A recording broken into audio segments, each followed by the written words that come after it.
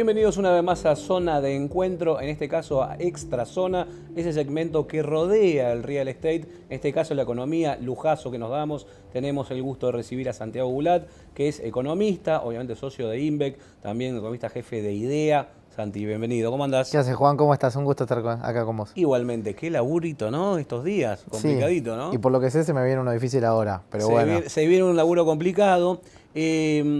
Cuatro aspectos de la economía, Santi, que tengamos que saber para los que nos están mirando.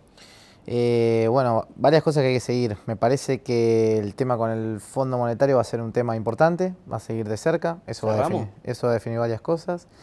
Creo que no hay opción de no cerrar, de alguna manera algo hay que llegar. Y se le viene pagando, así que de alguna manera el gobierno está diciendo no vamos a romper, vamos a cerrar algo. El otro punto es ver qué pasa con las tarifas, punto clave. Si no se ajustan, vamos a tener que meterle más plata a la máquina. Eso va a repercutir un poco más en la inflación. Así que me parece que esos son dos variables a seguir de cerca.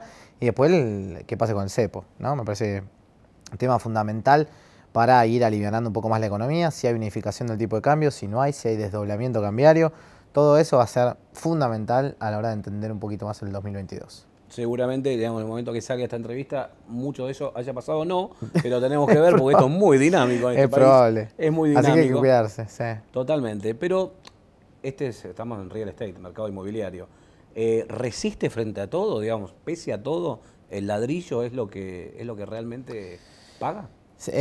A ver, el ladrillo en la Argentina históricamente ha pagado siempre, ¿no? O sea, de alguna manera los argentinos cuando compran un inmueble resignan interés, porque la verdad es que el interés es muy bajo en la Argentina a la hora de alquilar un inmueble, por ejemplo, cuando uno tiene como propietario un inmueble y lo alquila, pero termina siendo un resguardo de valor que siempre ha funcionado mucho mejor respecto de tener un bono, respecto de tener una acción, ¿no?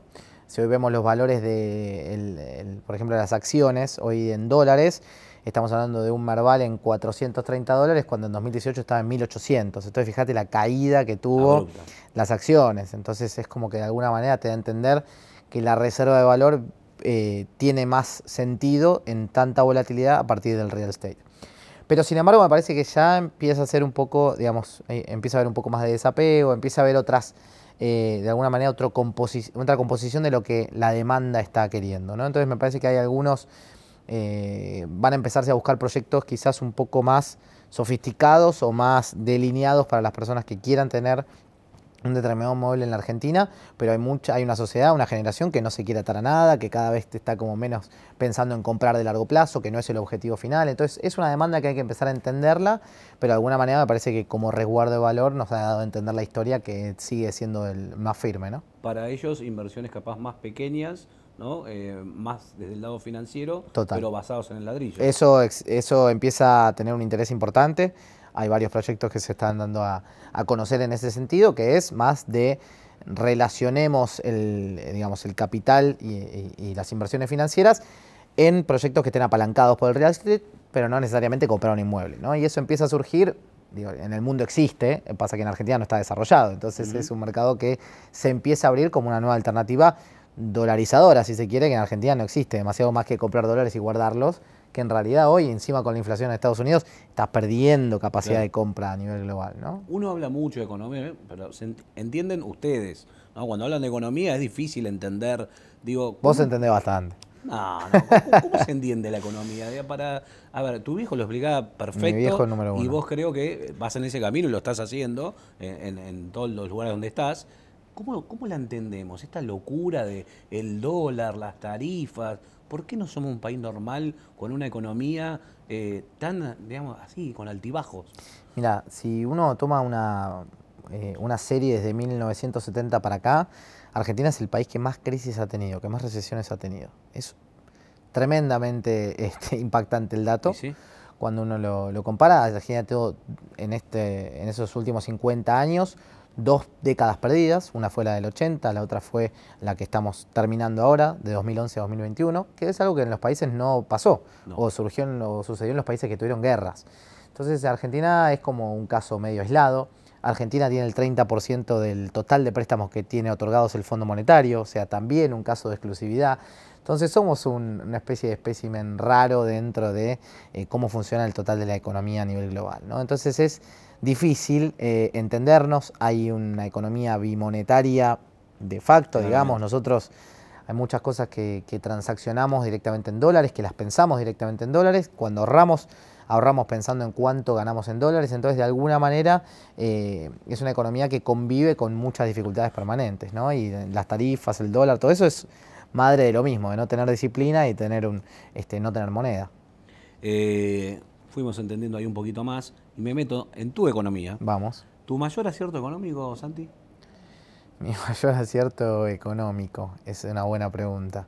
Si me voy por el lado más filosófico voy a decir viajar y todo eso, ¿no? Pero si vamos a las inversiones directamente te diría que cuando compré un fondo de acciones de afuera, te diría el año pasado me fue muy bien. Bien. Cuando compré acciones de Cepu me fue muy mal, por ejemplo, me quedé clavado durante un año y perdiendo plata. Y después te diría que esas fueron la más baja y la más alta de todas. Una vez compré también en la bolsa opciones de Galicia probando, me salió muy mal. Bien. Así que no, pero de los errores se aprende mucho también, así que en ese punto es importante tenerlo Eso de que uno la sabe y en el sector la conoce y le va bien, no es tan así. No, por ahí te va bien, pero si no te la pegaste nunca, no te creo que te va tan bien. O sea, sí o sí tenés que haber tenido algún error para empezar a aprender un poco más. Tengo $50.000, soy un afortunado. Y bueno, primero cuidalos bastante, bien, porque sos un afortunado. Después me parece, digamos, de alguna manera que hay que empezar a buscar un proyecto como el que decíamos antes, quizás son una buena alternativa. Me parece que todo lo que tenga, me metería en instrumentos, principalmente pensándonos en la Argentina, por supuesto, en instrumentos de baja volatilidad, o sea, trataría de buscar más estabilidad a lo largo del tiempo. Hoy hay mucho apetito quizás por inversores por buscar más rentabilidad a costa de mayor riesgo. Bueno, eso con capital de $50.000 que probablemente lo necesites, dado que sos un afortunado en tenerlos, bueno, difícilmente te metas en activos de mucha volatilidad. Así que buscaría cierto resguardo, digamos, me parece que me metería en proyectos que tuvieran algún fundamento detrás, quizás no iría a algo activo tipo criptomoneda, eso no. No compraría bonos del tesoro por el momento, me parece que hay que estar fuera de los activos por ahora soberanos de la Argentina, por ahora un poquito escaparse a eso. Y después hay un montón de sectores de la economía que me parecen muy interesantes. Digamos, todo lo que tiene relacionado a tecnología, todo lo que tiene que ver con e-commerce y demás, hay un montón de fondos de inversión, de acciones de compañías así que me parece que van a tener buenos resultados en los próximos años, ¿no? Están pensando adentro y afuera del país, incluso. Te estás soltando el teléfono, es el presidente, te dice Santi, mañana asumís como ministro de Economía. Sí. Rajás, no, digo, subís, asumís y ¿qué haces? ¿Qué medidas tomás? Cambio algunas fichas del equipo primero.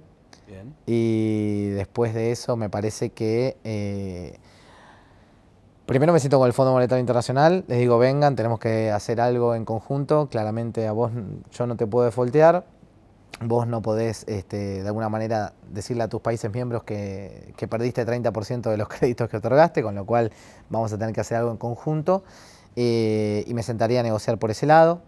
Creo que haría un aumento de tarifas para empezar a sanear el déficit, primero y principal. Después me parece que ordenaría la cantidad de ministerios y programas que hay por todos lados, ordenaría todo un poquito más a la hora de ordenar la parte más estatal y trataría de hacer un blanqueo laboral muy importante, muy importante, con muchas exenciones fiscales para que mucha más gente empiece a entrar al sistema formal de la economía con incentivos, ¿no? Y después blanqueo de capitales también, quizás el real estate ahí tiene un rol importante a la hora de ser atractivo en ese sentido, poniéndonos de acuerdo en conjunto, supongamos que yo estoy ahí, les voy a pedir al Congreso que se ponga de acuerdo en que no le suban impuestos a esas personas que blanquean. Claro. Porque la gente que trae la plata y después le suben los impuestos, después le dan es cambiarle un poquito las reglas de juego. Así que me parece en ese sentido iría a un equilibrio fiscal más temprano que tarde y a negociar con organismos de afuera, ¿no? Abriendo la economía un poco más también, me parece que Argentina tiene que exportar más y eso significa también importar más, ¿no?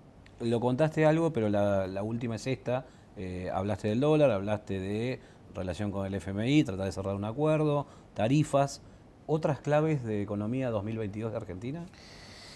Otras claves, me parece que hay que hacer un plan antiinflacionario muy rápido. Creo que el punto de miedo con la economía argentina es que esta inflación que de a poquito va creciendo. Digamos, si nosotros hacemos un gráfico de largo plazo de los últimos 20 años, entre 2004 y 2006 la economía tenía una inflación de entre 0 y 1%, después pasó de 1 a 2% todos los meses hasta 2007, de 2007 a 2013 te diría entre 1 y 2, de 2013 en adelante entre 2 y 3, y de 2018 en adelante entre 3 y 4%. Claro.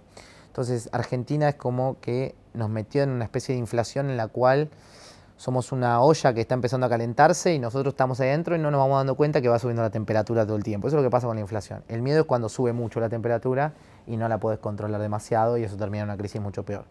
Así que un plan antiinflacionario es como demasiado urgente, me parece, y no sé si está a la vista de todos, ¿no? Me parece que va a haber, es más probable que haya una devaluación que se quiera evitar, pero que finalmente termine dándose y algo de ese estilo, pero la clave es frenar la inflación rápido, ¿no? Creo que eso es lo fundamental. Lujo, gracias por haber estado acá. Por favor. Un placer. Gusto enorme. Santiago Oulat pasó por Extra Zona aquí en Zona Prop, lo tuviste obviamente de primera mano.